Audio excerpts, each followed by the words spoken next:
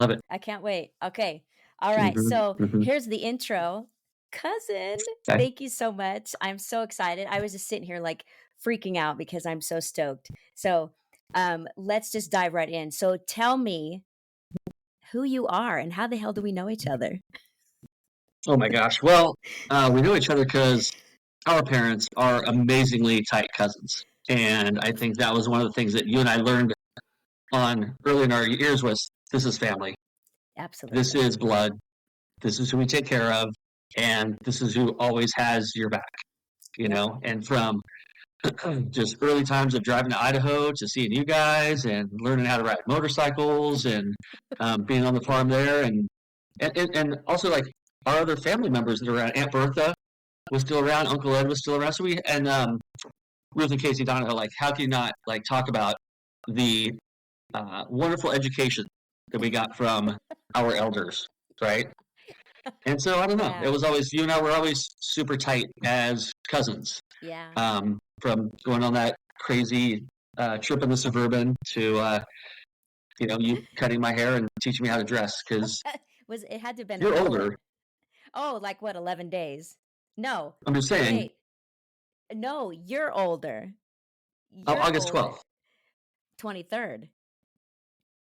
You're older, But dude. women mature faster than men, You're and so absolutely right. you always had me dressing nice and hair all good. So You were preppy, dude. You were so preppy yeah, back in the day. yeah, It yeah. was so funny.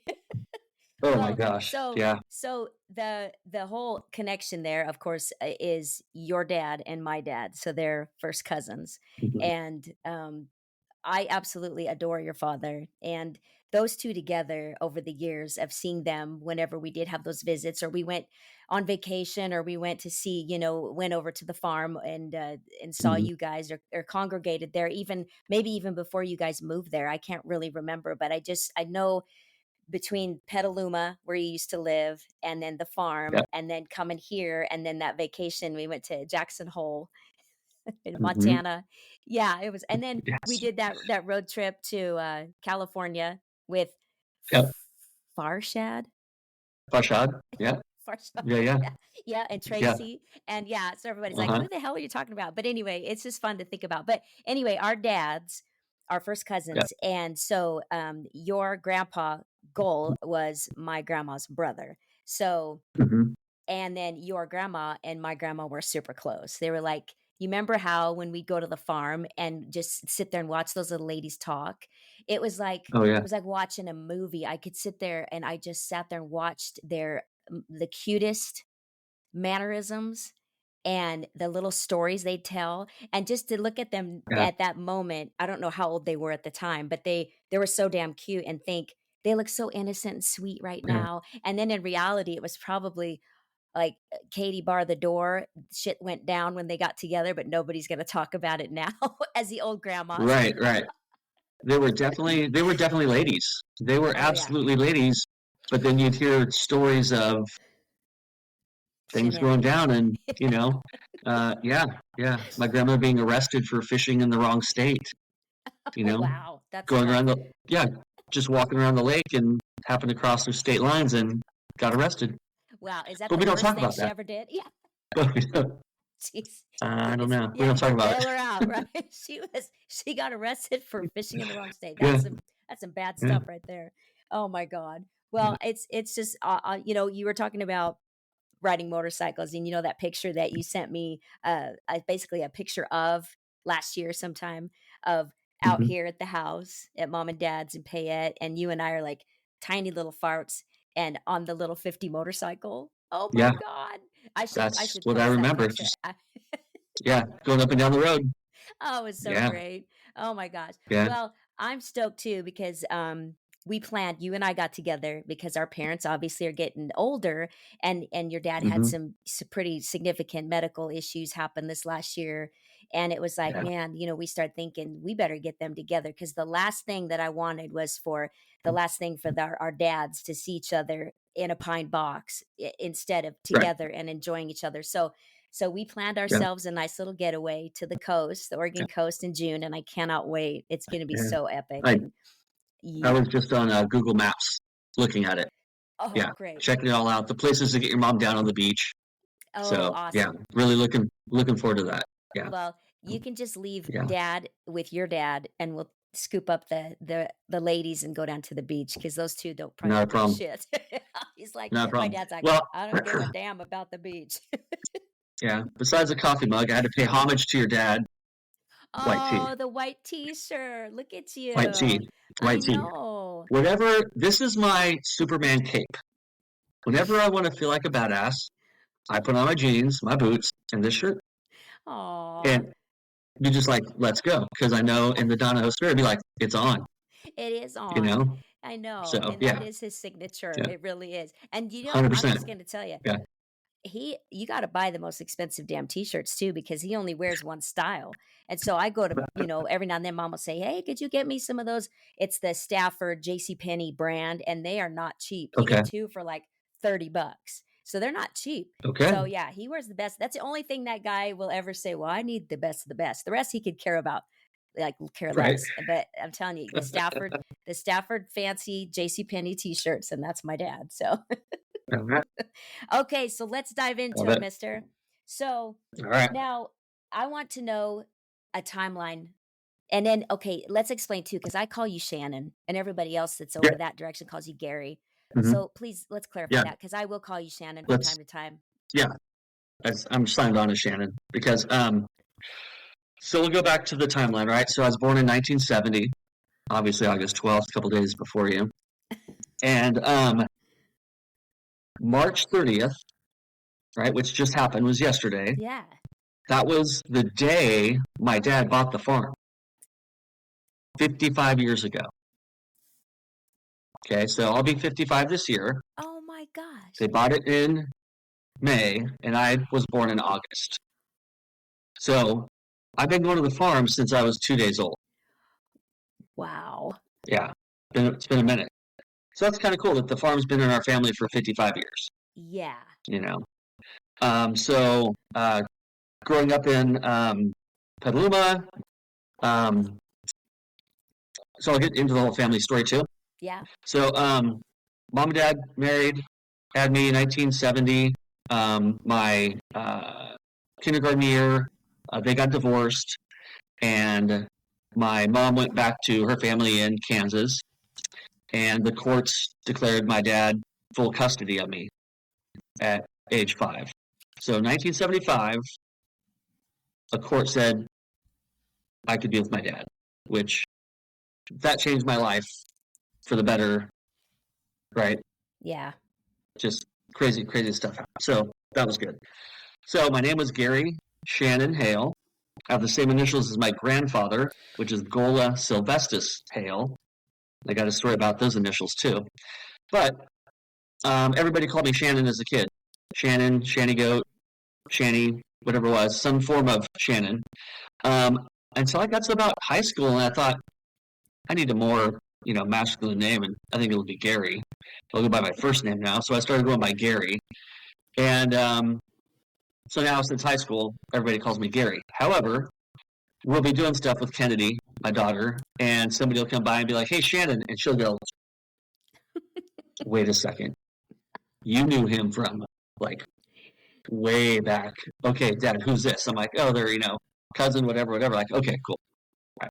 But whenever she hears Shannon, it's like an immediate like, "Oh, these people have been around for a minute." So Oh that's kind of yeah. cool.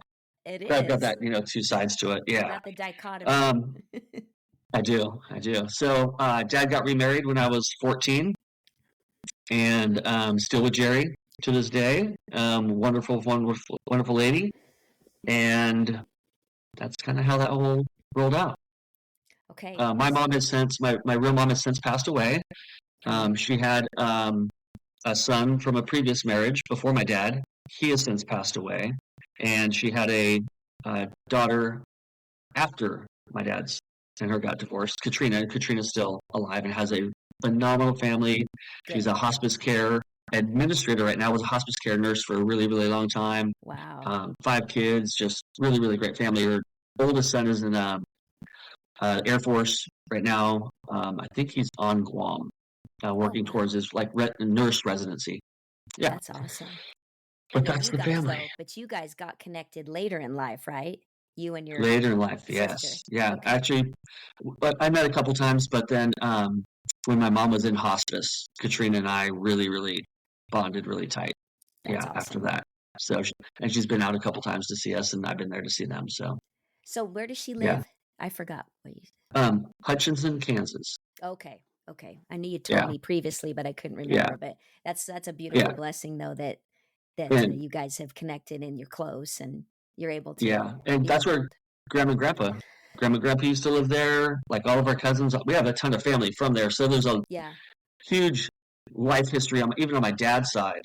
Um, when he went away to the Navy and came back, that's where grandma and grandpa lived. So that's where he lived when he first got out of the Okay. Navy. Okay. Yeah, Man, you know what I hate, and I'm gonna deviate for a second. What really bothers me is how when our parents are aging the way they do, and the huge swath of history that is within those minds and in that heart, the whole DNA soul thing, they got it so much history. I fear that once you probably know way more about the Hale, Arkansas clan than I could ever imagine because you've been there and my parents, I don't think my mom has ever been there and my dad I think went there in his adult years. I can't even tell you the last time he was there. And like you said, we still have family over there. There's still Hales. I keep in touch with some of them that are in Texas, but I really hate the fact that once Pops is gone, then all of that is gone as well. That just so much stuff he's probably forgotten more than I've ever known about that family. And it's so sad. And it seems like as we get yeah, older, the generations go further, history seems to matter less and less and less.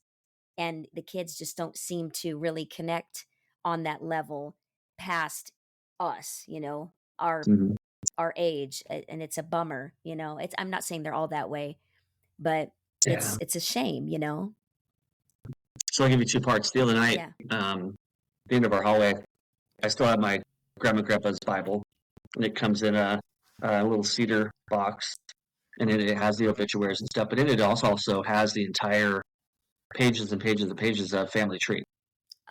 And so we Oh, start breaking that thing out. We're going back to which isn't that long ago, 1800s, and yeah. different things.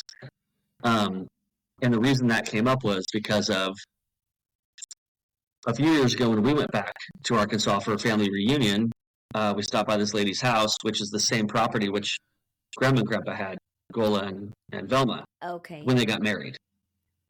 And she walked us over this planter box and said, "Hey, I want you guys to take that stone." And so this was the stone that grandpa had carved his initials in, GSH, Oh, and it was the very first okay. step of the house that he built for grandma.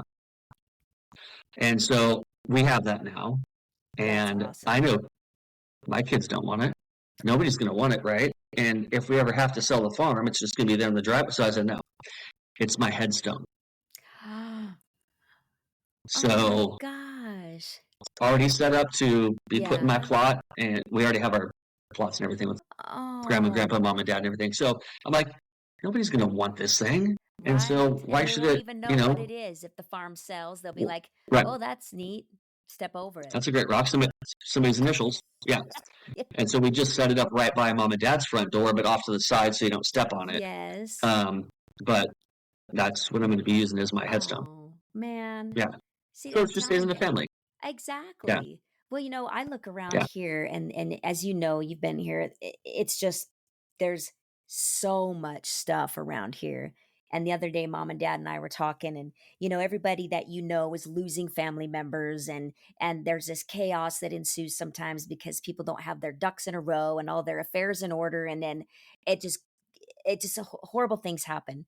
So every now and then, we'll talk about something or I was talking about a friend of mine who had experienced a really horrible scenario with and a stepmom situation where the kids were out of everything and she got it and it was just a horrible scenario. So anyway, I shared it with mom and Yeah. dad and we started talking about and dad goes, well, what do you want? And I go, what do you mean? What do I want? He goes, well, what would you want when we're gone? And I'm like, uh, you don't, you sit there and you're like, I don't like those questions. Yeah. I don't like those questions. Um, But they need to be had.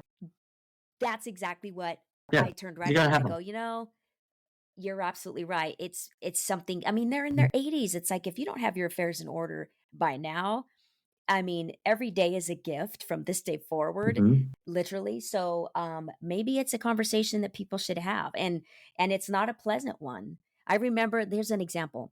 My Grandma Ruth. One day we were in the house.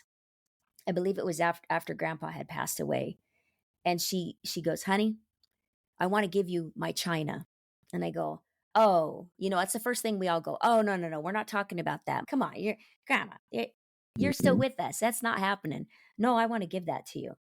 Well, God damn it, I should have took it because I'll tell you the ugly story after, not on a recording because it would probably affect some people, Yeah. but I should have took it all right then and there because it didn't end up going that way. Yeah. And it's a bummer. So I had Yeah. to remind myself when he's asking me that, I'm like, ooh, and then thinking, wait, if it ends up the same way that happened with my grandma, it's going to be awful. But Yeah. it's those conversations that you have to have, and it's just the whole thing about you're just life is a fleeting thing, and it's just so fast, and before you know it, you're like, Yeah. holy shit, I should have, shoulda, coulda, woulda. Well, it's a little late now. Yeah. But We're even anyway, having a trust, even having yes, a trust set up now yeah, for our kids because you drive down the street and that's it. You just never mm-hmm, know. So absolutely. I even have to work on some of that stuff myself. So Right, right. I know. you know, Look at us. We're like yeah, double nickels, man. yeah. Hello. You're almost double nickels. Hello, not yet, not yet. But I did state that this is my I Can't Drive 55 tour. So in August, I'm just gonna do it for August. Some people have birth like years for grants. No, I'm not that now.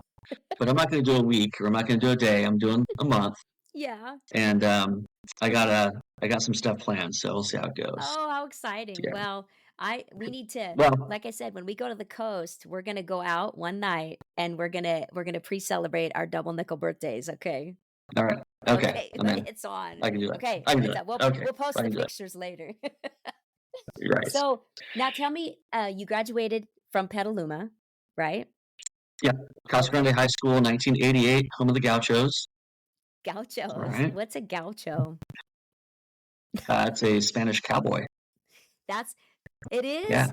Oh Like my our god. mascot was a Spaniard riding a horse, Oh, like a cool. must. Yeah, it's pretty cool. Yeah. Okay, I can The see it in my Gauchos. head. Okay, I'll have to Google that. Yeah. What's a Flat brim, cowboy hat. Yeah. yeah, like a sombrero almost thing, kind of.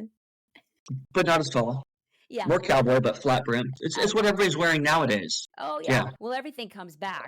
We're back. Jesus. I just saw bell bottoms at D&B Supply, which is a Western store. I was like, high-waisted bell bottoms at the Western store. I thought, Yeah. okay, that's it. Right, Everybody right. wants to be like Thanks. us, man.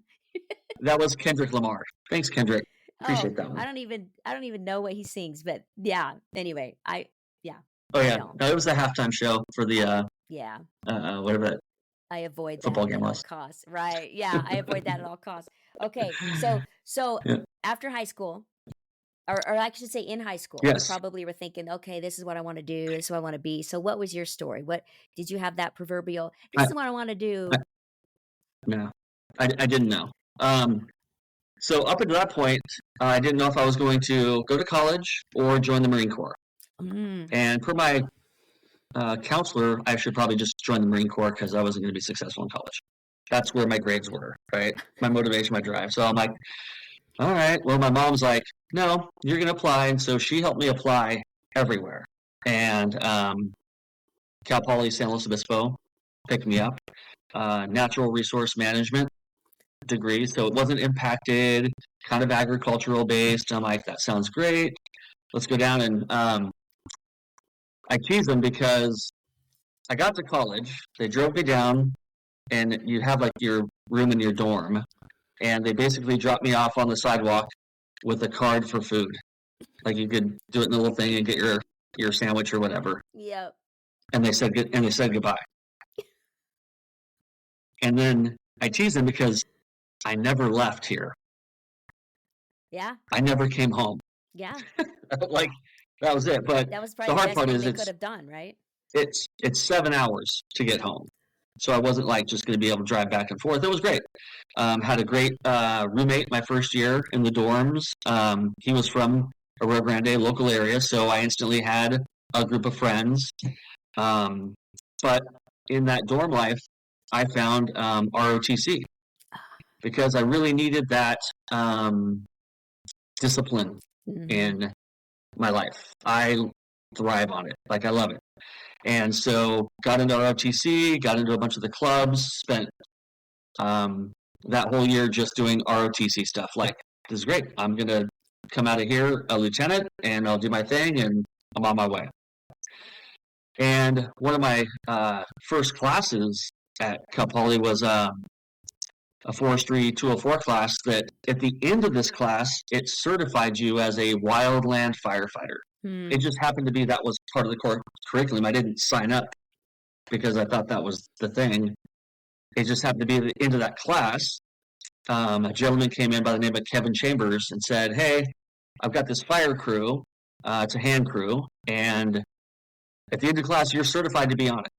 But I'm taking the first 12 people that hike to the top of that mountain first, and that'll be on Wednesday." Okay, or this weekend. So I'm like, okay. So I show up to that. I'm already like a half a year into ROTC. Mm. I'm probably in the best shape of my life. So I was able to be one of those first folks up the mountain Awesome. and got a job. Part of the job was because of my discipline with ROTC, obviously good grades and that kind of stuff. But I worked on that crew for the next 3 summers and had no idea how amazing. Like, we traveled the Western United States, 21 people in 2 vans. Yeah. Came up to Idaho, to Boise, at the interagency hotshot base. Yeah. And fire up at McCall, and cool. over in the other side too, where Diamond Lils used to be at before it burned down. But yeah, so did that for 3 years. But in between the summers when I was back in school, I was able to get picked up by Cal Poly Fire Department. So they have a fire department on campus, fire chief, 3 fire officers, but then the rest of the staff were student firefighters. Oh, okay. And that gave me the structure firefighting side of it, right? Because we're on college campus. Mm-hmm. So I've got one side of it during the summers. Structure, as in, because there's 2 different ways to say structure. You mean structure, fighting fires, home. Structure. Yep. Okay. Yes, like homes, buildings. Yes. Yep. Yeah, they're structure, but then there's structure fires. Exactly. Yes. So that was great. So now I'm getting both aspects. I'm getting the wildland side. I'm getting the structure side. Well, with the structure side also came, I had some medical stuff that I'll go back on the wildland side. So I was our crew. They call it a crew when I was doing the wildland firefighting. That was San Lucia Crew 3. I was the crew EMT because in that time I'd gone to EMT school. And so that means you get to carry this extra red bag full of Band-Aids and moleskin and like a blood pressure cuff, stethoscope, and, tweezers. Nothing, no meds, nothing crazy, no AED back then. Yeah. So, I did that. And then, so 3 years on the crew, 3 years at Cal Poly, kind of wrapped that up. And one of the guys who had been on the crew went to work for a local fire department, like a city municipal department. And he said, "Hey, I'm leaving if you want to come take the test. Okay, I'll put in a good word for you." So May of that year, I went over and took the test and physical agility and all that, and I got picked up. Nice. Well, I had no idea that was going to set me on a trajectory for the rest of my career. Yeah. So that was the last season I did the crew. Last season I did Cal Poly. Because the structure, how they facilitated us working is they gave us our own private bedroom at the fire station. It's where we lived 24/7. That's my house. Wow. My actual house is the firehouse. And we had certain shifts that we had to work. So I worked every Thursday night from 5 at night till 8 in the morning. Every fourth Friday, because there were 4 students, 5 at night till 8 in the morning. And then every other weekend, 48-hour shift, Saturday, Sunday. Because Okay. their whole mantra was they wanted us to be in school full time. Gotcha. So that's why That's they called great. it the student firefighter position. It was a ALS department, so every member of the crew was a paramedic, the full-time staff, and that's when I really got into, yeah, EMT is great, but you guys are pushing drugs, you're intubating, Yeah. you're doing all these amazing things, and I thought that's the next step. That's the next level of where I want to be at. And my dad was a corpsman in the Navy, Mm. so the medical side of that, I grew up with people bringing their kids to the house, like, what's wrong with them? And dad's like, oh, you're good. Right. So, you see that, and even grandpa with animals. People always Oh brought yeah. grandpa their animals to, take care of. So it was just one of those next innate things that I knew that it just felt right. Yeah. So I applied to paramedic schools around, and I got into Stanford University and went through their whole program. And that includes all of your classroom portion. And Wow. then you go into clinical, which is, I think at the time was 140 hours in a hospital. Wow. And then I had to do another like 140 hours back in the field again. So I went to Petaluma Fire, because where I grew up. And Yeah. they're all ALS. So I was able to get with the preceptor and have him give me those 140 hours of the next level training So did you to get have my to cert. do that over a long period of time, the 140 hours? I mean, like they gave you so much because you're still working and balancing all Yeah, that? so I followed his shift. So every 48 hours, I was at that station when he Oh, worked. okay. Yeah, so 48 hours on, 96 off. That's So 2 days on, 4 days off, 2 days on, 4 days off. And quite frankly, that's enough in your head because it's a lot, no kidding. just learning. Um, but 6 months after I graduated from Stanford, I got picked up full time by the city of San Luis Obispo. And Nice. so, I'd already done the city firefighting thing for about 5 years. I was a brand new paramedic, brand new, um, and got picked up in the city. And Wow. so, two of my other buddies got picked up, and then one gentleman that we didn't know. So 4 of us in the same academy together. It was pretty amazing. So I remember calling my dad. Yeah. I was 24 at the time, and my dad said he would always, his lines, I will support you till you're 25. I will support you till you're 25. I got you. Like, and he legitimately did. Wow. Like, when I wanted to go to Fire Academy, I was able to quit my job and just go to Fire Academy, and they helped me out. That's When awesome. I went to Stanford, I was already working, so I didn't need too much then. But I got hired July 19th of '94, 1 month before I turned 25, Oh, and he was like, "He's all, you pushed wow. it, huh?" And I'm like, "Hell yeah, I did!" Like, if you said 25, I know, so exactly. But apparently, you uh, went down the road to an amazing career opportunity. It's not like you were just farting yeah, off, right, until you were barely 25, but you went down a road that you could be useful anywhere you went, man. yeah, Anywhere. no, having been given the opportunity to be a firefighter at 18, like when I look back at my career, I've got 32 years of total time before I retired, and I was able Jeez. to retire at age 50. Yeah. So, It's been almost 5 and I got years. out, real, yeah, 2021. Gee, Merry Christmas. Yeah, yeah, it was October because I wanted to have Halloween off. So I'm like, I never had Halloween off before.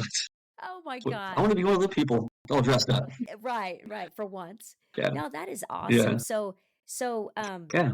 as your career progressed, I mean, how long did it take in that brand new environment? You're a brand new paramedic. It's like all this, even though you have some experience already as far as, firefighting and all that, but you're in a whole new environment and you're a full-time dude. I mean, how was it to get your feet underneath you and then feel like everything was a knee-jerk reaction? How long did that take you to get acclimated to all that? Yeah, those first days are scary as Oh, shit. I bet. You're a brand new medic. you don't have another medic with you on the rig because your captain's not a medic, your engineer's not a medic, it's you. And back then we rode backwards because the way the fire engine was laid out, and we're also sitting outside because these cabs didn't have enclosures, right? So Oh my gosh. middle of December, it's raining, you're still outside. But all of our protocols, we call it our Bible, we just laminated into a small book. So, we'd get the information from dispatch, we're going to shortness of breath, whatever it is.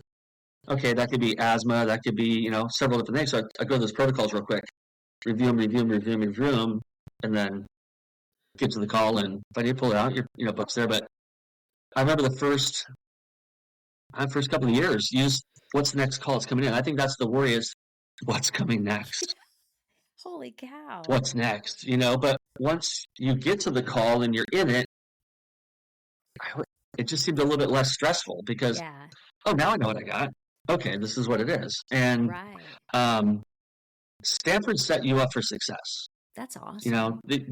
You weren't going to come out of there and not know what you needed to know. But there's a difference between book smart and street smart. Sure. And street smarts takes a minute because people will wrangle you around, fiddle with you, and I'm talking about patients that know how the system works, and they will just work you different angles or whatnot, and you're like, okay, you got me. Yeah. That took me a minute. Okay, good for you. All right, gotcha. But next time, remember this face. Yeah, but it took a while. I bet, because that's a lot of responsibility, to step right into that, even though, as you're qualified, that you can do it. But like you said, it's that first stepping out of the what is, and then now you got the known, and then you can just hit the ground running. But so let me ask you the questions I'm sure everybody loves to ask guys like you. What are some of your craziest stories that you could talk about? And then we want to talk about, like, there's crazy, chaotic, bad, and then there's the good. Mm-hmm. So let's start out with the crazy, chaotic, bad. Just to name a few. The good. All right. Crazy, chaotic, bad. Okay, so my first year as a firefighter working on the crew. Again, you got 21 people, usually all lined up, hand tools. We don't have fire engines and water. We just go out there and we start cutting the soil away from the fire or whatnot. Yeah. And on occasion, the fire's so far out there that they fly us in helicopters. Right, so we'll go to a little heli base, and we'll usually send a supervisor and like a parts squad with chainsaws to help clear the area where helicopter can land if it's not big enough. So we sent out the soup and a squad to open up the heli spot for us. And they got there, dropped them off, came back, picked us up, and en route to that, the Bell 212, 2 motors, one of the oil coolers and our ship went out. So the pilot says, hey, we need to go back to the base. And we're like, yeah, cool, but I mean, it's flat right there. You can just land. He's like, nah, all the tools, all the stuff's back to the base. Right? Oh, okay. So he turns around, goes back to the base, and as we're getting closer, the other motor starts going to shit. Oh, God. So now he's trying to increase elevation, and then as he increases elevation and he sees the helispot, everything shuts down. And we do this thing called auto rotation, and we basically crash onto the helipad. Skids broke off, glass canopies in on us, rotors are all out of whack, and as we're looking out the window, he tells us to get your crash position. I'm looking out the window, and everyone is running, like, away from us. And I'm like, and I was on the door. I'm like, all right, this is not good. Here we go. And so we get in our crash positions, crash, and thank goodness it stayed upright, so come to a halt, and you're not supposed to get out till the rotors stop moving. Yeah. Well, now people are running towards us with fire extinguishers. So now I'm like, okay, well, I can't get out because rotors are still spinning. They can't come to us because rotors are still spinning. So once they stop, no fire, open up the door and start unloading. And I set up because I'm the EMT. right? So set up a triage area, do our triage, which means to sort Yeah. the worst, patients to the walking wounded, get everybody sorted out. Ambulance shows up, and we go through this whole thing on triage and the tags and everything. And he's like, "Wait a second, I had 8 firefighters and a pilot, 8 souls plus a pilot." And I'm like, "Yeah, 1, 2, 3, 4, 5, 6, 7." He's like, "Yeah, 7." And I'm like, "Oh, I'm 8." He's like, "You were on that ship?" And I'm like, "Yeah, but I'm the crew EMT. Like, I took care of all this, right?" We had 1 broken back, 1 broken knee, 1 broken nose, and several, like, bunch of, like, cuts and bruises and stuff. But the hard part for that call was calling my dad. Oh, I bet. Yeah. Yeah, I bet. Calling my dad to tell him that, what had just happened.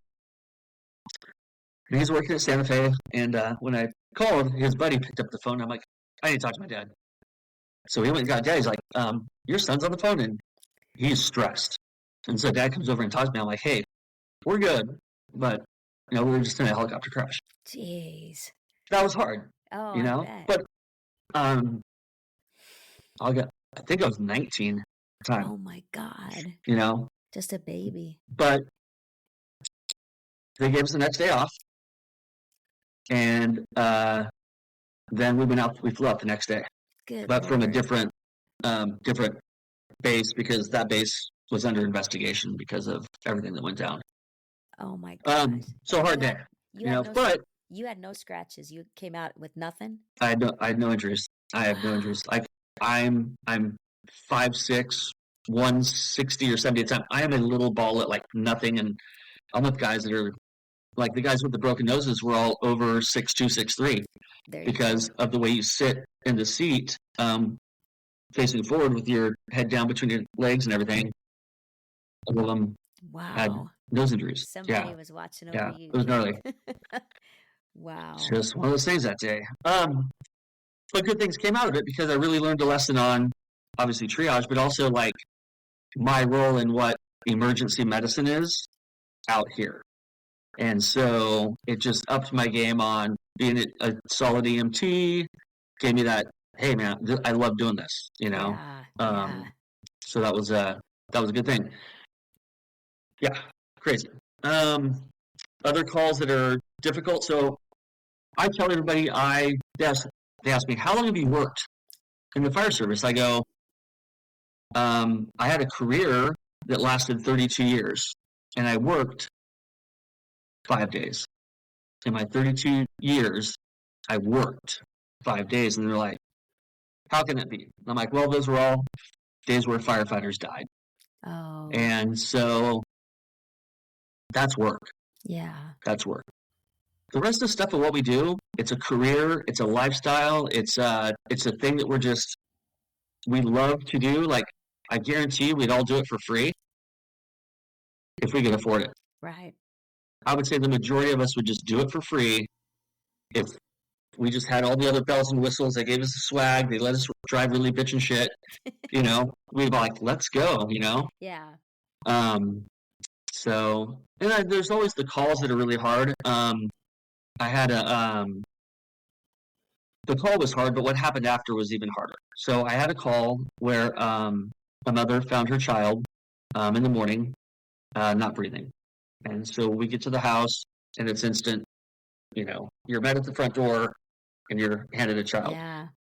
And thank goodness the ambulance pulled up with us, right? So we've got our gear. So we were just right back to the back of the ambulance, because that's the best place, the most sterile environment to do the best work, that you can. And unfortunately, it wasn't a successful outcome. We transported to the hospital. But years later, I was in like a rehab place for my knee. And happened to be that I was on light duty from work. So I was still in my uniform as I got to this office. And I set my ID down, and the lady looked at the ID, looked up at me, and just started bawling. Oh, wow. And I'm like, now the slides, what's the Rolodex is going like, what's connection? What's connection? It was the mom.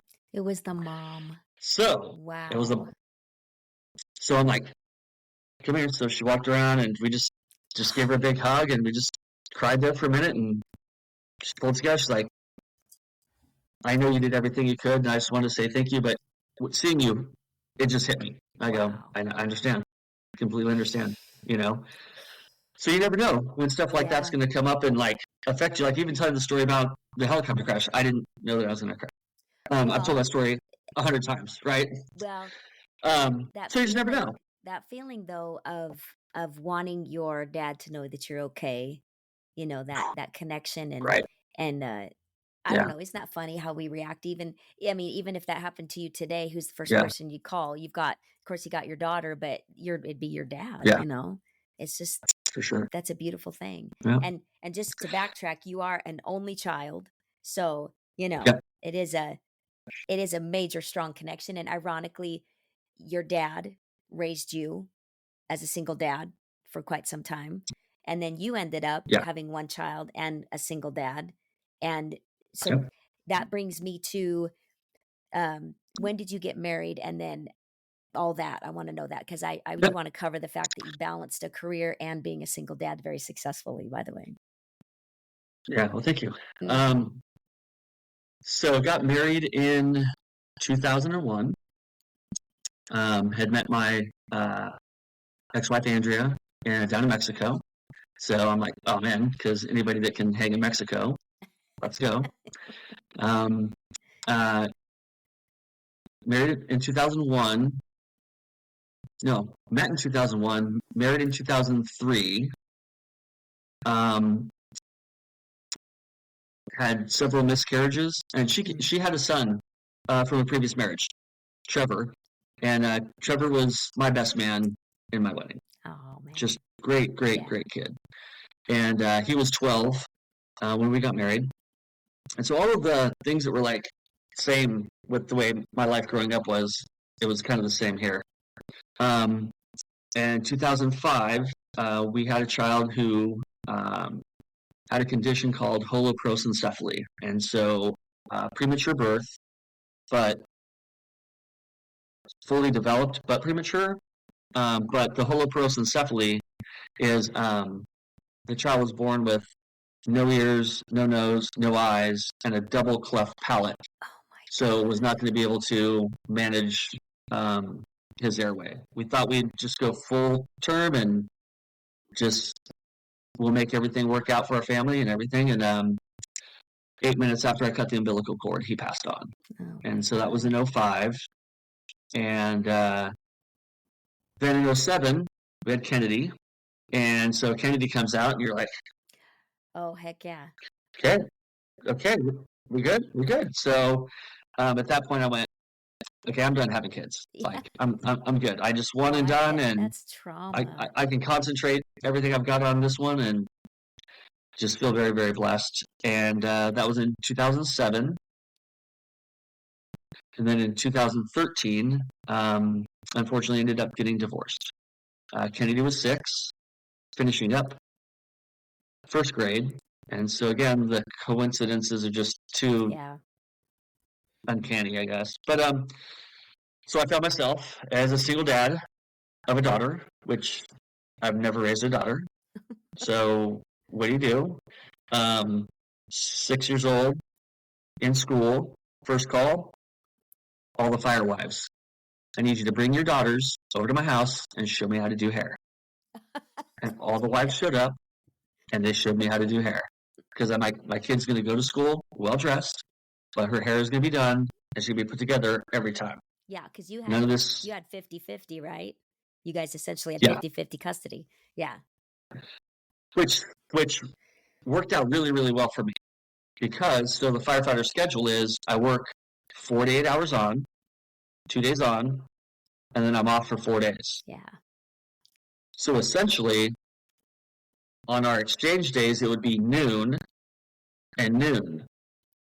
So I would be off for 48 hours or almost 96 hours with my daughter. That's awesome. I didn't have anything else going on except raising her. Yeah.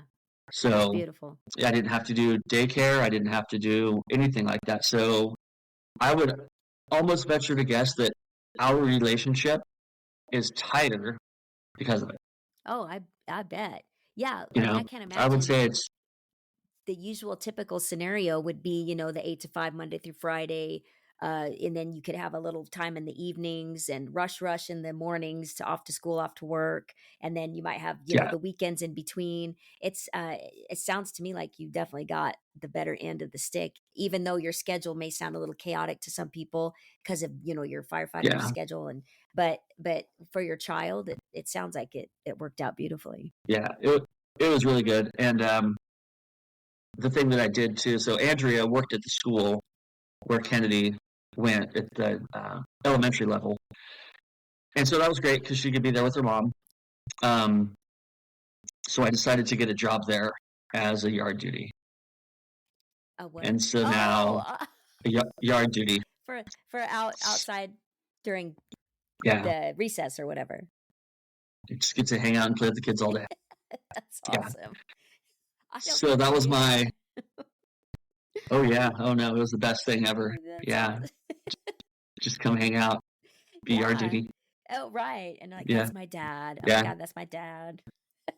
yeah, No, that's great. yeah, So, yeah. so That you've was fun. been you okay, and I want to know this because this has always been just fascinating Mhm. to me. I always knew you were a great dad. I mean, you come from great stock when as far as a great dad goes, so it's like duh. We But we both do. oh, I know Yeah. that's true. But yeah, um, balancing being a dad, being there for all of those important things as she's getting involved in more activities and growing and just getting busier all the time.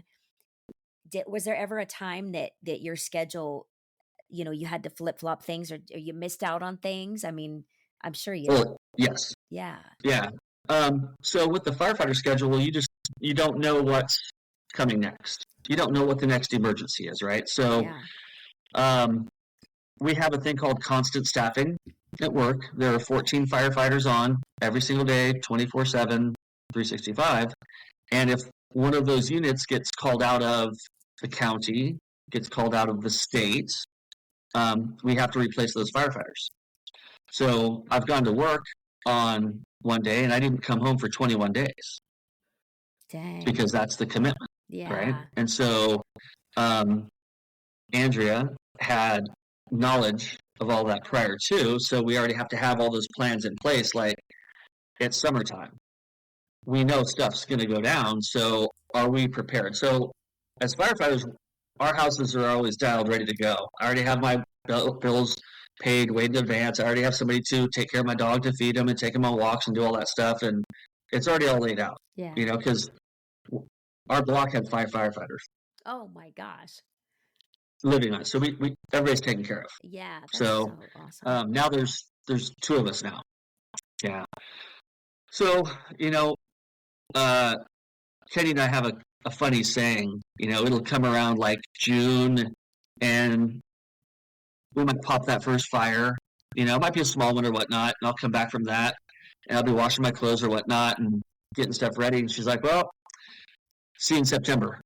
Oh yeah, yeah, This is June. This is yeah, June, right?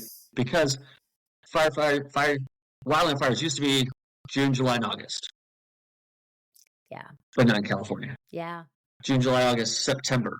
October, June, July, September, October, November, yeah, and then we bust a Christmas fire. You like, you know, the the plan for the day has Santa Claus on it, and you're like, oh, we're gonna be here for a while, but yeah. So yeah. yeah, that was our.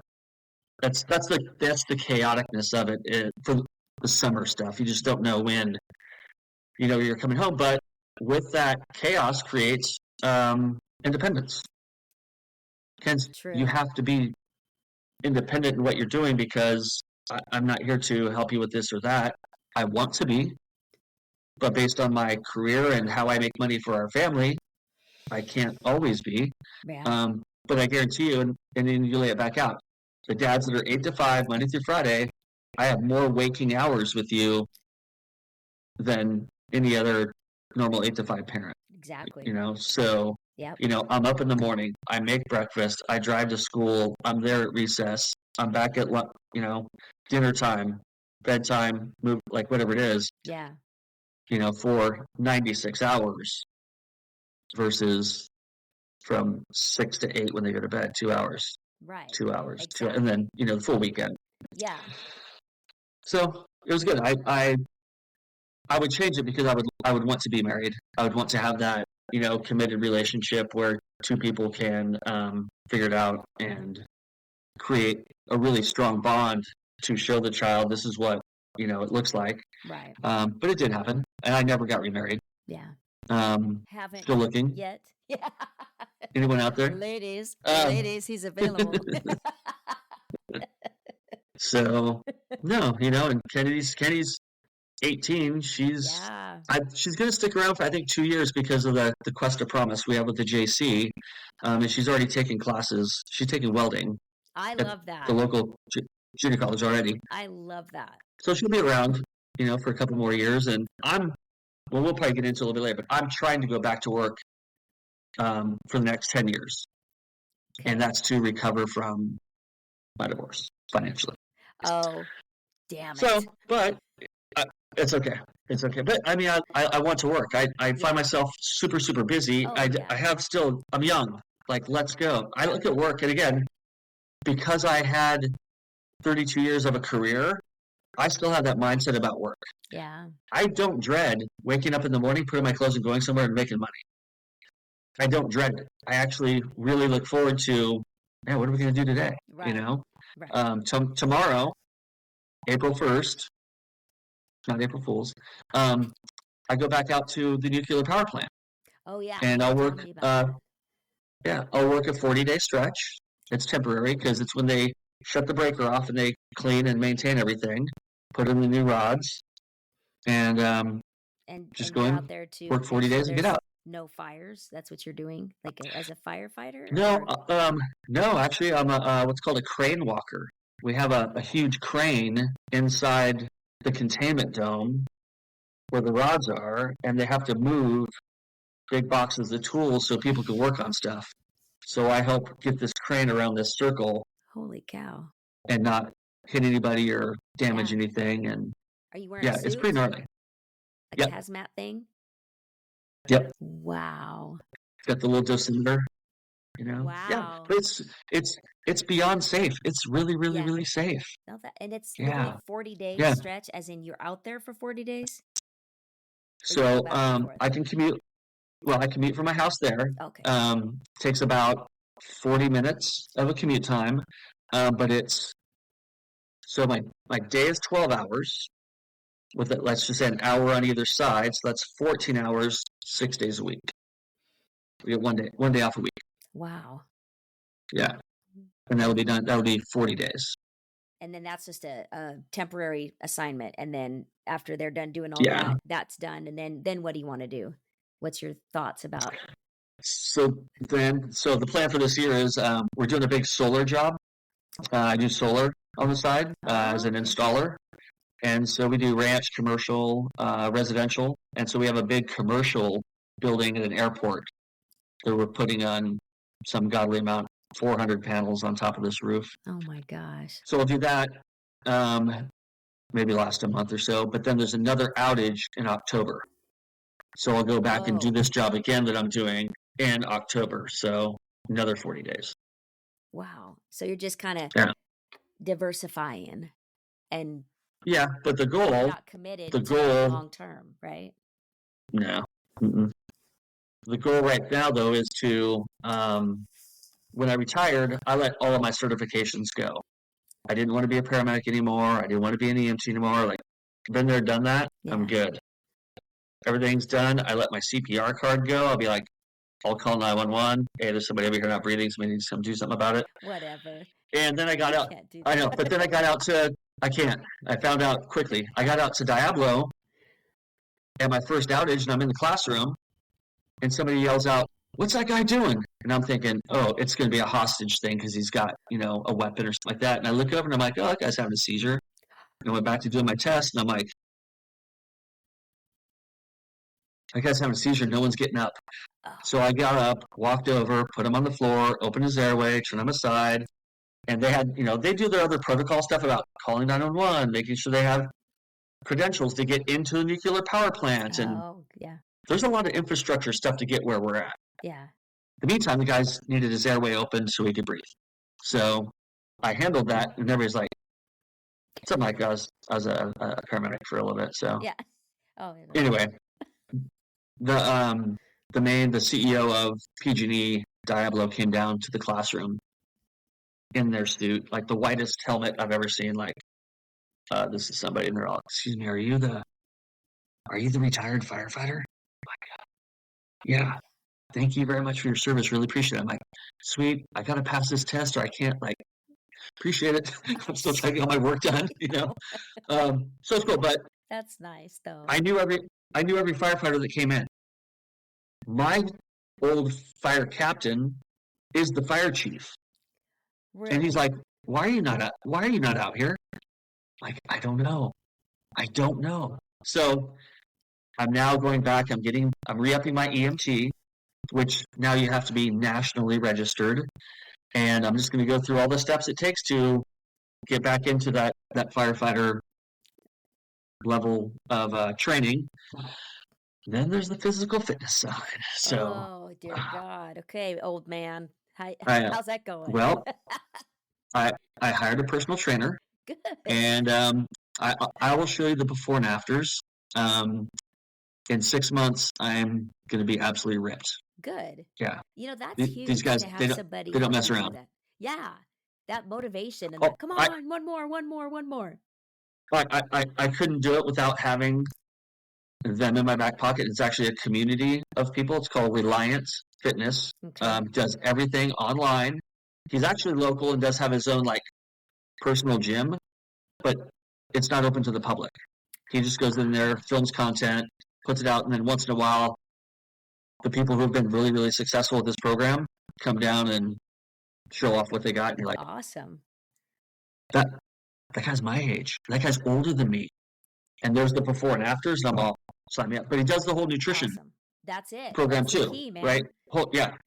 Whole nutrition program. Okay. So everything is built in the gym and shown off in the kitchen.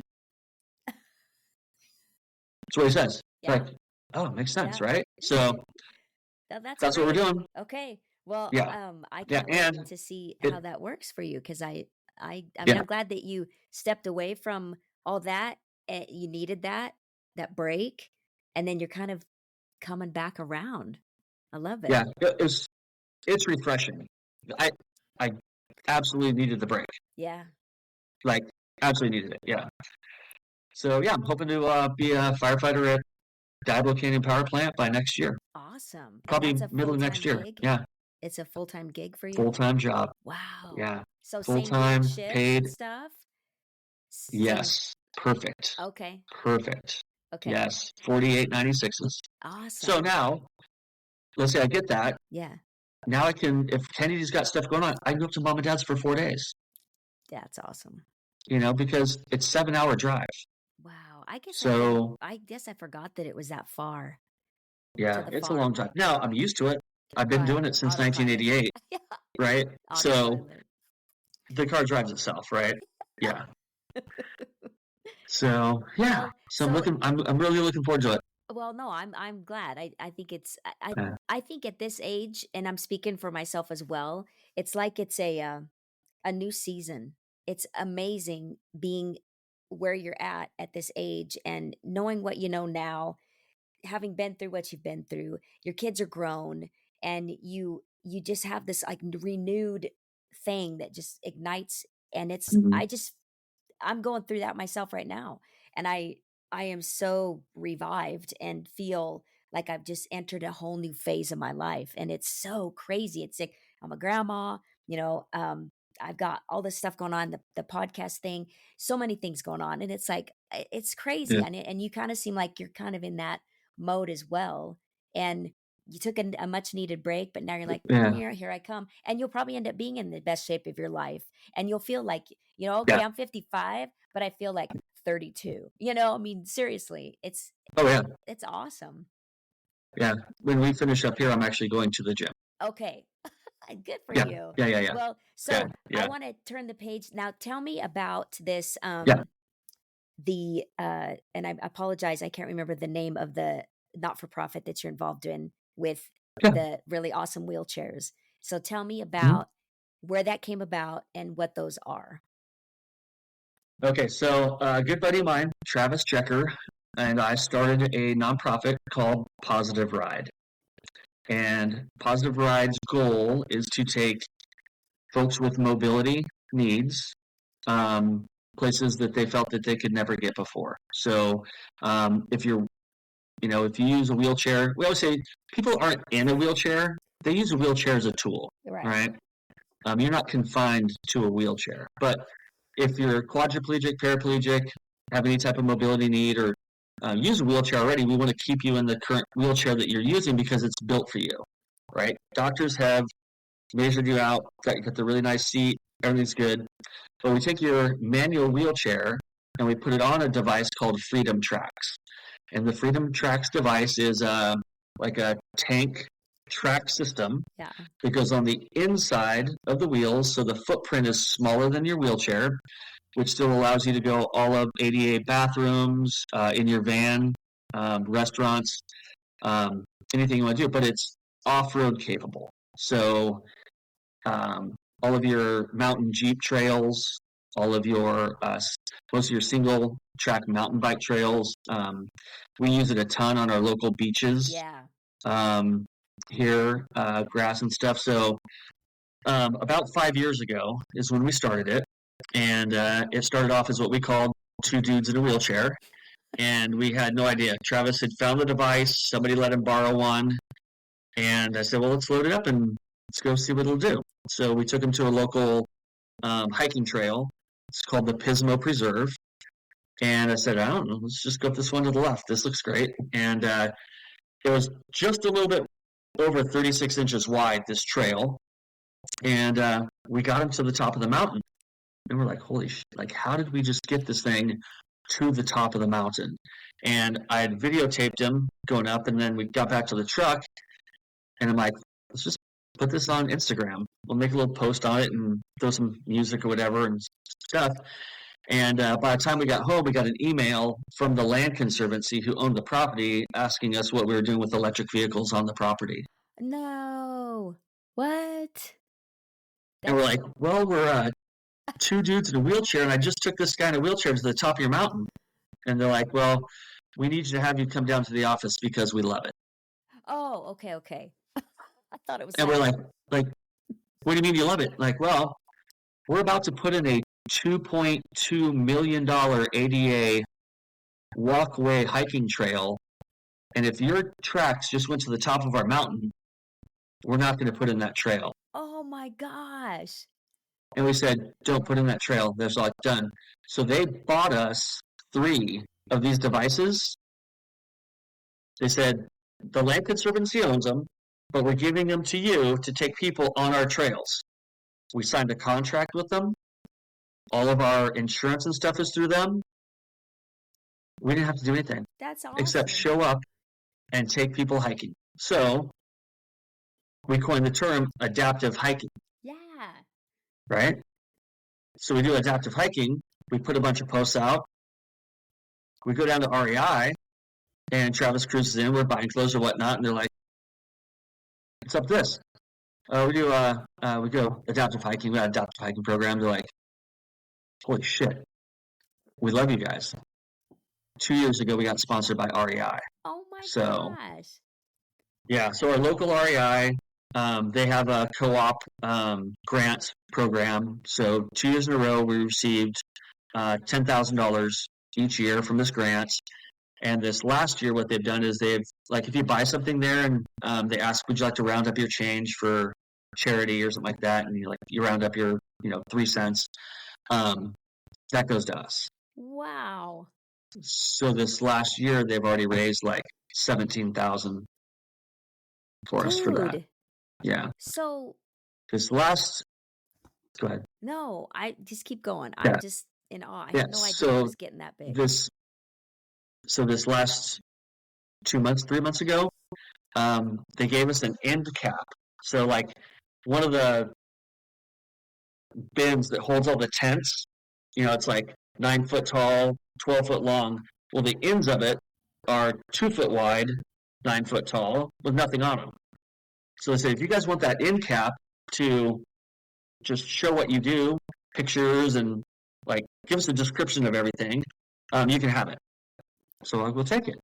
So now we have an end cap in REI and QR codes that gets you to us where you can see what we do. You can donate directly to us, and it just gives captions on how to get out there. So now with our website, you can just hit the book now button and book an adventure. We call it like an adventure with us. Yeah. Our moniker kind of thing we use is CARE. We create adaptive recreational experiences. And so that's what we do. Now, June and July is like ADA awareness months because there's so many like sub factions of the ADA thing that they gave. We've got 2 months because we're not bitching. We're going to do a static display of the track with the chair on it and our program in REI. Oh my gosh. So now you'll absolutely get to see what adaptive hiking is about. Yeah. That's awesome. Yeah. So it's been crazy. Yeah. The city of Pismo Beach picked us up this year. And so the last Wednesday of every month, we go down to the Pismo Pier. We set up our easy up, our table. We put out a track on top so people can see what it looks like. And then we have tracks and chairs all laid out. And they can either book with us, they can just come down and show up. Or what happens most of the time down there is people are just cruising by to the beach just to check it out in a wheelchair. Have no idea that we even exist. And we're like, do you want to cruise down the beach? Yeah. Well, yeah. How do I do that? Like, we just put you on this device. And we go, well, how much is it? It's free. Wow. No way. What's the catch? Right. We go after lots of grants, and we have a couple private donors. We're still waiting for our angel investor, Right. but or Shark Tank. Well, exactly. But yeah, it's pretty amazing. Dan and Aaron Livingston from Colorado, they're the inventors of it, and then Travis and I take their thing and morph it into. We customize everything on it just because it's so badass. Dude. Yeah, we do some fun stuff. Yeah, we added a hitch so we could pull a wagon. Oh, so awesome. We make Travis carry all the beers. Yeah, we gotta have a cruiser. No, it's fun stuff. So well, yeah, it's fun. And like, what's the plan for you guys to? I mean, seriously, you said Shark Tank. Okay, there you go. Yeah, that could be millions of dollars investing. So yeah, I don't know. So it's one of those things where be careful what you wish for. Because like it's starting to ramp up, and I'm one of the attendants that takes people out. It's a 3 or 4 hour excursion, but it's 78 miles round trip, 2 times to go get the tracks and back, and get the tracks and back, and get everything cleaned up and stuff. But so that just costs fuel money, right? And as far as like fuel money, all of the volunteers, we pay for it, right? We don't charge it to the nonprofit, because every dollar that we get in is currently now going towards a van. Because that's awesome. If we have everything in the van, and I can have the van like at my house or close by to where I can just take somebody down and back, it'd be a lot easier. But we run everything out of Travis's house in his garage, so it costs us nothing. Yeah. The only thing it truly costs us is fuel, running up and down the road, and then we pay for our website, generator and all that kind of stuff. But wow, everything else is we're simple. We don't. Yeah. So, but it's been amazing. Is this just local to where you are? Are you guys looking to just like expand like crazy, or you're just, like you're kind of on like, okay, do we want to go this big, or I mean, are you prepared to go that big? What's going on with that? Oh, yeah, we're definitely not prepared to go like nationwide, because like what some of our friends say, like, how do we duplicate you? Exactly. Like, I've got thousands of hours of hiking with this thing with Travis, and the things I see before he falls over, right, to catch him or to whatever. But it can be done, right? It's just having the hours. We could set up a whole training program, but we currently sponsor a surfer in South Africa, and he has a set of tracks, and he has ALS.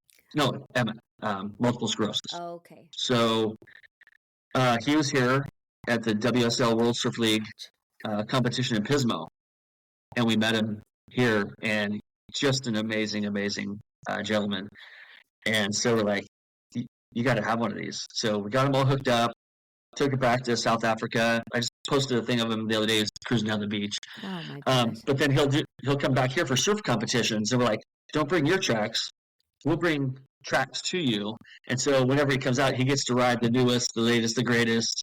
We let him pick out his color because we get him all powder coated, different colors and stuff like that. Yeah. So yeah, one thing that we did was crazy, and it's funny how things just kind of happen to pull together. But the Vietnam Memorial Wall, the portable one, was in town, and it rained 3 days, and it's in a grass field, and the grass field turned to mud, and they couldn't push people down in wheelchairs to see the wall. It's like right.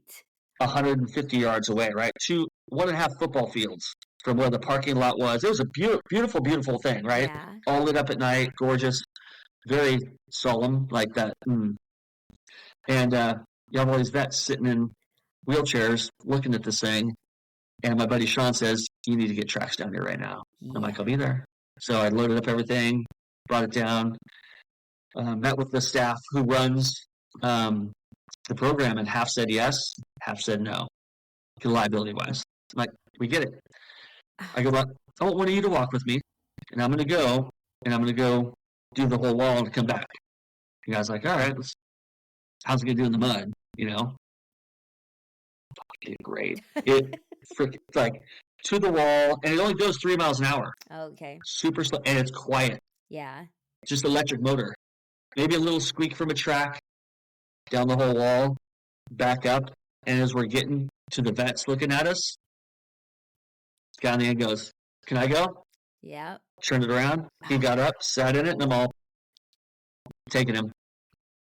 I say no. Wow. How and who's Yeah, are you going to have? I mean, who do they think it's the decision of some committee to say, oh no, Well, liability? But it's like if the vet wants to go, it's up to him. yeah. So we're on private property, Oh, and we're working with a private gotcha. government foundation. Like we're respectful. Gotcha. However, do you think I had any of those vets sign our waiver? No. Oh man, that is so Did awesome. not ask one of them to sign a waiver. Yeah. You've given enough. I don't need your signature. Thank you. Oh man, that's beautiful. And it was one, you hear the stories down there. They're putting bottles of whiskey, they're putting medals on the wall, all of that, and then come back. And I heard some stories, and I'd come back, and there were a couple of us that were, doing the circuit, and I get back, and I was telling Travis, I go, I need a minute. Travis is like, yeah, take it. I'm like, all right. Walk away for a minute, clear my head, come back. I'm like, all right, let's go next. Yeah. Like, holy shit.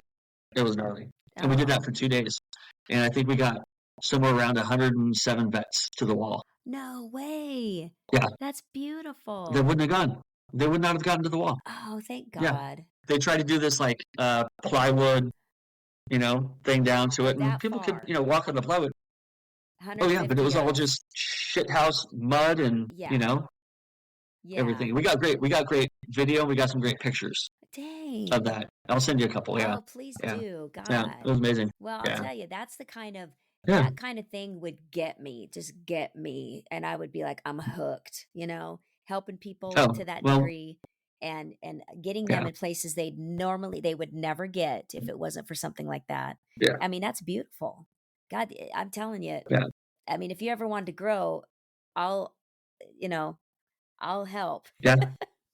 Well, beautiful. We just gave I gave a talk at a stroke center the other day. They asked us to come give a chat, and so we had about 50 folks that had suffered various levels of strokes. Yeah. And so they were kind of set up in a big horseshoe in this classroom. And we parked right in the middle of it, and Travis was there. We had another set of tracks just to kind of show and just kind of showcase what we did. And in the end, I go, who wants to ride? Let's go. Oh, man. And several of them got up and did a ride, and we had a little drag contest. It was fun. Yeah. Well, But I love who it. knew that who knew that we'd be guest speakers at a stroke center? Exactly. Never in my wildest dreams that I think that would be something that somebody would request that we come to. Well, I'll tell you, Not when at it all. comes to getting people Yeah. in places they would normally not be able to go, because your quality of Yeah. life is diminished, and being able to get Huh? people out and live and get into the air, get down to the ocean, get up a hike on a mountainside or a hill. I mean, my God, just that Yeah. I don't know, that positive ride, man. That's That positive, crazy. right? Yeah. I love We that. we um we push independence. We push independence. We're going to show you how to use it. We're going to keep you safe. But after that, just go do your thing. I'll be right over here. We do have some folks who are full needs, Yeah. and mom has been pushing this child their entire life, and now to push this child down on the beach, it's hard. Yeah. You got lawn chairs, you got everything else, and Yeah. so uh, the controller has a 6 foot cord, and so I can just walk behind to let the family walk with their child, and then I pick a speed that the family's kind of walking at, Yeah. and we just go straight down the That's beach. beautiful. Mom's like, I've always pushed. I've always seen the back of her head. I've never seen it from the side. Oh, man. You know? Yeah. That's beautiful. I Hear love stories like that. You're like, okay, that's why we do what we do. absolutely. You know? Well, Yeah. I think you guys need to keep exploring that and keep moving forward. And hopefully you are, because there's a market for that, and obviously in every state, everywhere, in every country, for God's sakes, Yeah. that thing could be Yeah. massively huge and change people's lives. And that's, I and Yeah. that being said, that trip that you and I are taking our parents on, my mom can't get anywhere, she's just Yeah. not able to. And you had mentioned, that wasn't even on my brain until we started talking about the trip. And I'm like, God, I'm having to get mom down to the coast. And you're like, duh, I've got the wheelchair Got you that's covered. perfect for her. And I'm like, no, that's right. It's going to be Yeah. great. So she'll get down on the beach and be able to enjoy the ocean and put her, toes in the sand. And she hasn't been able to Yeah. do that. She hasn't been down there for years. And that's just something that she didn't really think she'd get to do. So that's going to be great. Oh yeah. Yeah, I'm Yeah. stoked, It's man. on. Yeah. Yeah, anyway. Well, Yeah. gosh, we covered a lot. Did we miss anything? It was great. The sun is here. Some of the stuff you talked about is like what's different in the fire service Yes. now. The Yes. older folks, younger folks coming in. So it's kind of interesting because I think the same thing is kind of happening a little bit with family. So I'm going to kind of like talk about the two populations and how they're like really, really close together and changes is back in the 30s, 40s, 50s, families created compounds, right? You had the Yeah. ranch, they had a lot of kids, and then they built a house for the oldest kid, and that's where that kid grew up, lived, and raised his family. And then the next kid, and the next kid, right? So you got 3 or 4 houses on the same piece of property. Yeah. Then after World War II, everything happened, and all of the cities started developing, and sprawl occurred, and then everybody said, "Oh, well, you can have your own house because it's really cheap, but it's going to be over in the city over here, but you're close to all the resources." Oh, okay. Well, then the family unit went, Yeah. right? Small ranches went away. All stuff started going away. So with the fire service, what changed was when I first got on, we lived in a dorm. There were 8 of us in one room, Wow. and that's where you slept. Yeah. You had your little locker area where you changed and different things or whatnot, but when you actually went to bed and bedded down, you're in a huge room with 8 other people. Not 7 people, I was 8. So all of the camaraderie and stuff that went on at night, the yucking it up, like, I can't believe you effed up that call so bad. And guys just like, you did what? And like, you learn. Like, you're still learning right before you go to bed. Mm-hmm. And now, things occurred in the fire service where we all have individual bedrooms now. Really? Every single firehouse has its own, well, I would say most have their own individual bedroom now. So that was a huge change, and that changed overnight. Like, it went down and like, yep, we all have individual bedrooms now. We're like, what does that even mean? Yeah. Like, I don't know what that means.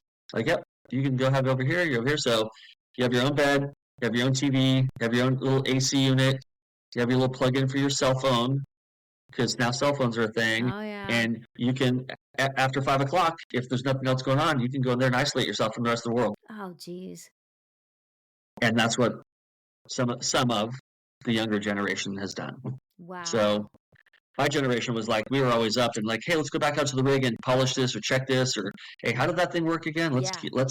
Let's keep going until Always learning. dinner, and then dinner time, it was always everyone ate together. Exactly.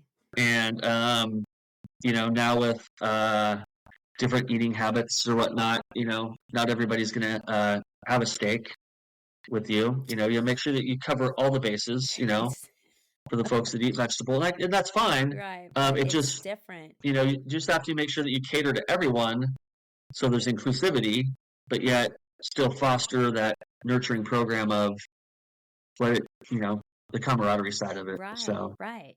yeah, it's just a little different. Yeah. I have no doubt. Do you miss that camaraderie?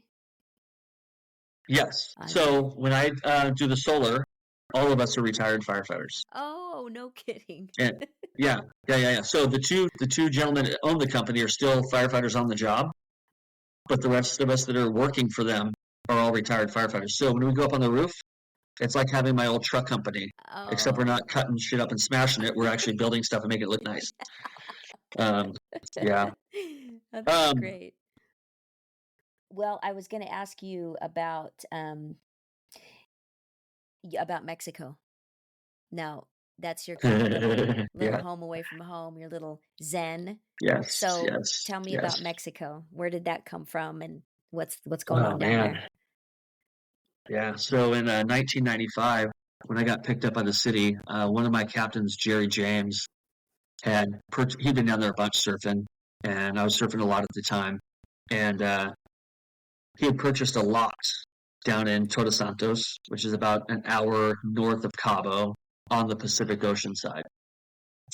And he's like, hey, I'll be down at the house. If you want to fly down, I'll pick you up at the airport, and then I can either take you back to the airport or you can drive back with me when I drive back. And I'm like, well, I got time off to drive back, so why don't I fly down early? We'll work on your place, and I'll drive back with you. He's like, all right. So 1995, it was probably September, October, fly down, get out to Jerry's place, and he has taken an Alaskan pop-up camper, and he's filled it with all of his cooking supplies and all of his tools and everything he needs to start cutting trees so he can clear the land enough to put a palapa. Mm, So he put up like this 30-foot round palapa was his goal. okay. I'm like, all right, so we got all the brush cleared, all piled up, and then we drive his old Ford pickup back to town, which is 7 miles of a dirt road. And we get like 30 of these peeler core logs, put the tailgate down and stack them on top of the roof of his truck. No headache rack, Oh, jeez. just wood on the roof. He bound them up, and he's like, okay, but I don't know if they'll slide. Here, just hop in the back and hold them. Okay. So 7 miles, I'm holding these logs, driving down the road in Mexico. Not bumpy at all, right? Oh my God. Dusty, just Oh, I chipping. bet. Jerry got us down there, and years of helping him with his place. Two of my good buddies, Matt and Jimmy, all firefighters, were like, why do we keep helping Jerry? Why don't we do something for ourselves? Let's do something. So Jerry was already, his infrastructure was in, he was set, and so we decided to buy a lot. And so we bought a lot, same branch that Jerry was on, and ended up building we took a trailer down initially, a little bit bigger than Jerry's Alaskan camper because there's 3 of us, but packed it full of the tools, followed Jerry's footsteps, and we'd go there with the big A-frame ladder and crawl to the top of it, crack a beer, and watch the sun go down, watch the sun rise, do that for days on end, be like, okay, we want the house right here, Yeah. facing this direction, and ended up building a 30 by 30 surf shack. Nice. It's all concrete block. It's bomb proof, and we were all married at the time, and so it's 30 by 30. So 4 15 by 15 sections, right? If you split the square Mhm. again. So the entryway was barn doors to the entryway, which had nothing in it, to the kitchen, which had like a little kitchen island, Mhm. then a little living room and a bedroom. Well, we would move the island and we would pull the Suburban into the kitchen, and we would shut the barn doors and we'd leave like Yeah, it's set. that's So we awesome. never had a garage until the wives are like, Yeah. Suburban can't be in the kitchen anymore, boys. We need a garage. They're like, all right. So we All built a right. garage, surfboard, Suburban, and all that. So now we're at a point 20 years later. Now that we've all retired, we're all building our individual casitas. So we'll all Nice. have our individual bedrooms, but then the one main big common area. So we're back to the family compound. Yeah, I love We it. built it. I gotta get Yeah, we down built there. it. I'm So threatening to get down there yeah, one of these anytime, days. Okay. anytime. You come Yeah, up yep. to Just Wild Horse, we'll come down to Mexico. okay. So in August, I might be doing a flash trip to Utah. Oh, well, you're not that So far. I think that's somewhat, and I have no idea where I'm going yet. I just talked to the guys actually last night, and it's part of the I Can't Drive 55 tour. Let's just say my friend has a float plane, and Oh, I'm all, oh, oh, we got to go do some float plane shit. yeah, you do. Holy cow. I've always Yeah, wanted to do that yeah, too. yeah, yeah, That's more like Alaska, though. yeah, Where are you going to do a float plane in Utah? yeah. I guess Where? so. I don't know, some lake. That sounds fun. Yeah, I I don't wonder know. if it's like towards Mead, down by Arizona. I don't know, man. I don't know. I love Utah I though. don't know. It's so beautiful. It's Yeah, so beautiful. That's exciting. Okay, yeah, yeah. if you're So close by, just a little okay, detour. Yeah, yeah, we'll because figure it out. we're only I Yeah, think we're about 4.5 hours from Salt Lake. It's not that far. okay, Yeah, just a figure it detour. out. I don't know where I'm going yet, but Okay. anytime you want to come down to Mexico, Okay, it's let me know. on. It's Actually, on. I'm I'm going to be down there right after our trip. Oh, okay, okay. Yeah, so it goes our trip, Father's Day, Yep, right, weekend, yep. and then I'm going after that for 2 weeks. Oh, dude. Okay. Okay. Yeah, Okay. Right. so like I've built my place, but it doesn't have any like infrastructure in it yet. It's Gotcha. block walls. Yeah. The windows are in. The door's going in on the front door is going in on the 8th. It has a toilet that flushes. That's It has running fantastic. water to the shower that's just cold right now, and the sink works because of like elevated water. Oh, gotcha. But I don't have any solar down there yet. I don't have any propane to heat the water, but Gotcha. it'll be June. It'll be Oh, fine. yeah. You'll probably get quite a bit done this year. That's exciting. Working on it. Yeah. Yeah. Yeah. Add to your plate. Well, Working. Well, we all right. call it poco y poco, little by little. Oh, okay. Gotcha. Yeah. Yeah. We got to learn the native speak when I'm down there. See. Right. Yeah. Hola. Como estás, y'all? Yeah. All right, cousin. So Una más tell me, cerveza, por favor. Yeah. this is gonna be my thing, my shtick with my Hmm. guests, and I want to ask everybody at closing if you could go back in time and talk to that cute little Shannon, little guy. He was cute He too. was so cute. I know. He was so He was cute. cute. So He was tiny. cute. I know. I got to post that picture of us on the motorcycle. Yeah. But if you could go back and talk to that cute little man, what would you tell him if you could? Yeah. Um, 3 things. Um, just remember life. It's always family, family, family. You got, you get one, go at it with your family. Too often we get caught up on what the Joneses are doing, that kind of bullshit, right? Yep. Don't try to keep up with them, but establish 2, maybe 3 lifelong friends. And that's the ones where you say, bring a shovel, don't ask me questions. We're taking my car. But they will be right there with the family part, right? They will blend in so well that people probably won't even know that they'll think you're related, right? And then open up a Roth IRA at 18 Oh my gosh. and dump as fucking much money as you can in that thing. And it doesn't matter. If you drink Starbucks, put $5 in that thing. I don't care what you put in it. I don't care. Compound. We do not teach our children compounding interest enough. Enough. Nope. I hear you. I learned what not to do from my family, and I agree with you 1,000% on that. Yeah. It's yep. Yeah. And my kids are better I with money than me by far. But then I yeah. ever had that chance. I'm better now, obviously, grown up. But I agree with you. It's beautiful. Yeah. Yeah. Roth hour. Yeah. They're like, So as soon as it doesn't take much. Just keep. well, no, exactly. Because look, I mean, the years Just, go by anyway. You might as well just, you know, just imagine if this gal would have done something right by herself decades ago. Oh my gosh.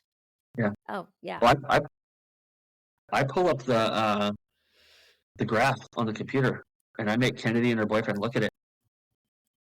Good. You know what I mean? Like when she wanted to get a tattoo, I'm all, hey, how much was your tattoo? It was $230. I'm like, well, that's like 230, one-time investment, 30 years. Boom. That tattoo right there cost you $15,700. Wow. You just spent $15,700. And if you look at it that way, I bet people wouldn't spend that. Oh, they go, She's in, right? ouch, ouch at every turn. That's That what hurts. that's just what you spent, right? Yeah. So That's a good way to do that. Holy shit.